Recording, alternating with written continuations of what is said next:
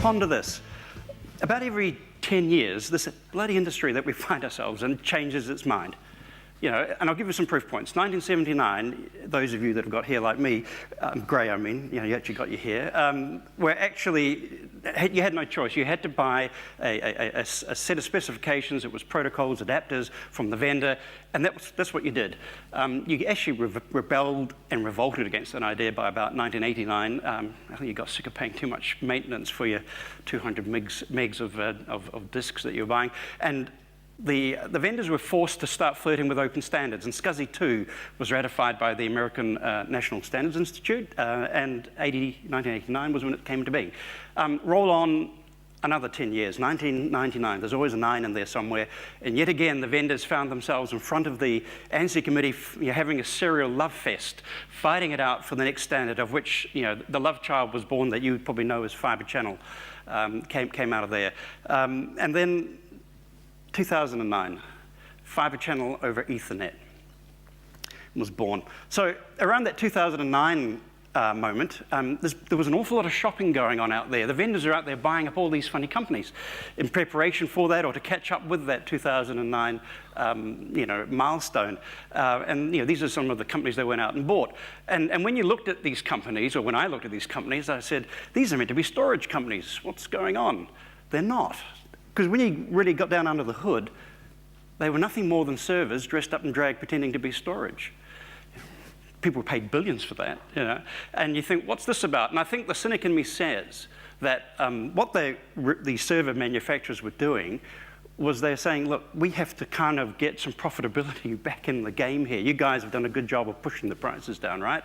We get some profitability back at the source, so that when, you know, the trucks turn up at the back of the factories in Asia somewhere, you know, with all their memory or all their motherboards or all their hard drives or their CPUs, you know, we will assemble them into variants of the same thing and maybe reuse the stuff, what, at 70, 80% of the stuff in those boxes, and push them out the front doors into those now empty trucks, you know, and brown boxes with servers.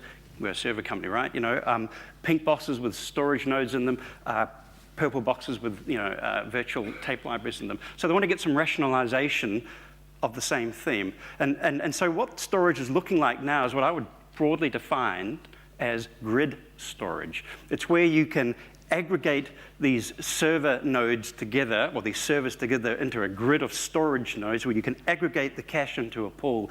You can aggregate the CPU into a pool of big grunt, another pool over here on the back end, you know, of disks, of media that you can then virtualize. And when you virtualize it, you can do things to it like thin provision volumes across them, and get multiple spindles delivering IOs across the entire pool, for instance. That's what I think they're up to. This is what you've been doing for the last decade. You've been beautifully going out there. Which screen will I point to? I'll point to this guy. There's more of you over here. Sorry, you guys, you came in last, yeah? But if you look over here, you're dutifully going out there buying lots and lots of servers and putting NICs in the back of them, and you're creating your networks. Good on you.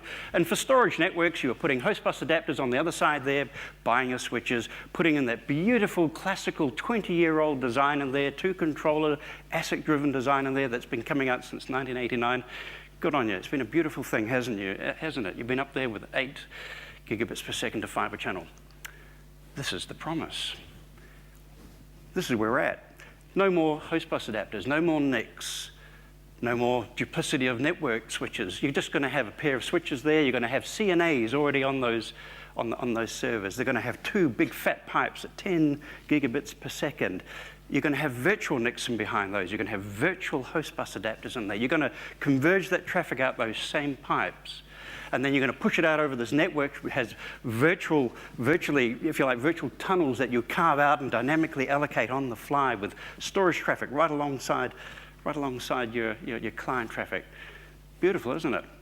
Fibre Channel over Ethernet. And you can see over here that was ratified in 2009 by the ANSI committee yet again. Yeah, that's where we take, yeah, that SCSI payload, if you like, and we wrap it up in some network protocol and we drive it out over the network. Hold on, we've been there before. About 4% of you have been there before. iSCSI, the poor man's SAN, here it is here, NICs. and you try to drive, at least in all the countries I've been in, about 4% of you have done it, you've tried to drive that SCSI payload wrapped up in network overhead into the face of this classical design that was expecting to see good old native machine code SCSI protocol, and it didn't perform very well, did it? Which is only why 4% of you ever did anything about it. Yeah? But if you do it here, yeah, with this grid of servers waiting for you, this great pool of grunt, CPU grunt waiting for you with this protocol turning up, network protocol turning up with the payload somewhere in the middle, you can strip it off, get to it, do something with it, and then when you want to send something back, put all the overhead back on and send it back out again. Yeah? So this is a good technical reason why taking this approach, for instance, might actually not be such a bad idea after all if you're going to use network as the carrying methodology for bringing your SCSI, or in this case, your fiber channel protocol out over the great unknown. The promise of enhancing Ethernet, that falls to this group here called the DCB, or the Data Center Bridging Work Group. They're on the network side of the house. They're responsible for helping get the standards out of bed and establishing where this is going, right? They're going to have to make it a whole lot more robust than it was in the past. We've just proved that before. They're going to have to deal with things like congestion control, things like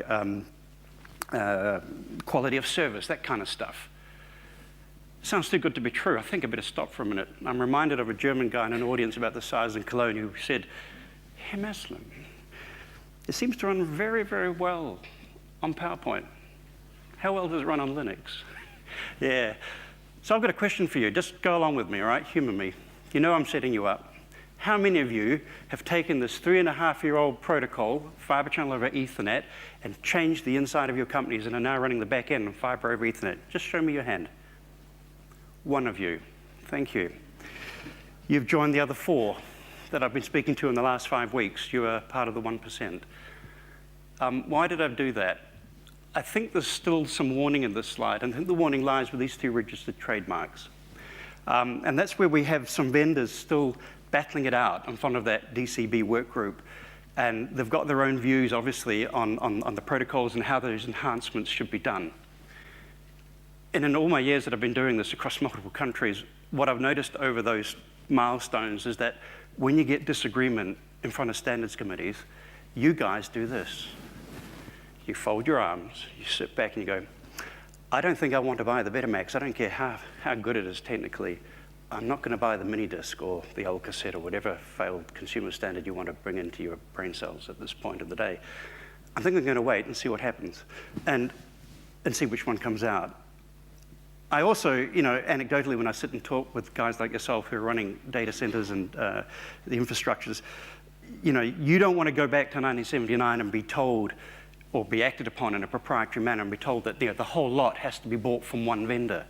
You still want to reserve that right to have best of breed. You've been out there in the wild with open standards for those 20 years now, and you don't want to let it go and go back to the bad old days.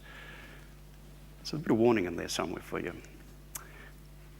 It's not all bad news. There's some good news in here. There's still some life left in that old classical design that I was alluding to before that's been around for 20 years. People think about SAS as being the, serial attached SCSI, SAS as being the back end. That's where we put cheap disks these days. Hey, you can use SAS on the front end as well. There's good news here. If you're down in what I call the SMB part of New Zealand, a small, medium sort of business manufacturing or doing whatever it is that you do, and you're going to have no more than 4 servers, this is a very, very sound way of having a destitute man or woman SAN. Yeah, it's solid. It's got all the attributes of a SAN. Load balancing. The data's intact. It's you can fail over. It's available. It's secure. It's a very fair way of approaching a subsystem design. It's not dead yet. And funny enough, on one of the in-between visits when I got to go home and see my family, they haven't seen much of me lately, unfortunately. But it's going to change tomorrow. I got hauled out by Genai to go see a large power company, and they said, oh, look, we've run out of space on the backup server, it's Commvault, blah, blah, blah. Oh, yeah, we've got the CCTV project. Why don't you just send us an ASBox and dial out? I said, no, let's go out and have a chat. One whiteboard, 1 hour later, I said, use this. Use SAS. I said, this will expand for more terabytes than you know what to do with, but you have collectively here 24 gigabits per second of bandwidth. So you belong to that bit of the mid, what I call the mid part of New Zealand, yeah, the commercial part, who comes to me about once a week and saying, I have a CCTV project, I have a backup project, I have a tier 2 project of some kind, but I'm not going to pay lots of money for all that storage. And you need something that the others don't. You need bandwidth, you don't need IOs. This is a really good way of solving it at an affordable price. What's wrong with this picture, apart from the fact that somebody, not me, has reused some big old hard drives from the 80s and turned it into a motorbike for Damien, because Damien likes motorbikes. Well, here's Moore's Law up here. You know, we keep making faster and faster servers. Go into JB Hi-Fi here, and about every 20 months, you'll find that you can use the same money to buy double the capacity.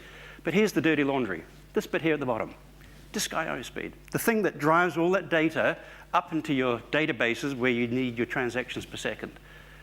Disk I/O hasn't changed a hell of a lot in the last 15 years. It sits at about 150 I/Os sustained, 70-30 read-write ratio. I can do the numbers, you probably gathered that, right? But that hasn't changed, that's the dirty laundry. So how do people solve that? How do they go from hundreds to thousands of I/Os to satisfy all this data that needs to be crunched overnight? People are starting to use a consumable item, big warning here, a consumable item called solid state, multi-layer solid state. It's getting affordable. Great idea, isn't it? Well, not such a good idea if you try and use it in that design. If you try and use it over here, you will kill those poor little 2-controller designs. You will overload the internal buses. They're not used to dealing with thousands of IOs like that, in the tens of thousands. Use it on something like this. Again, a grid of servers dressed up in drag to look like storage. Put those solid states along the PCI backplane. Not a problem for those CPUs.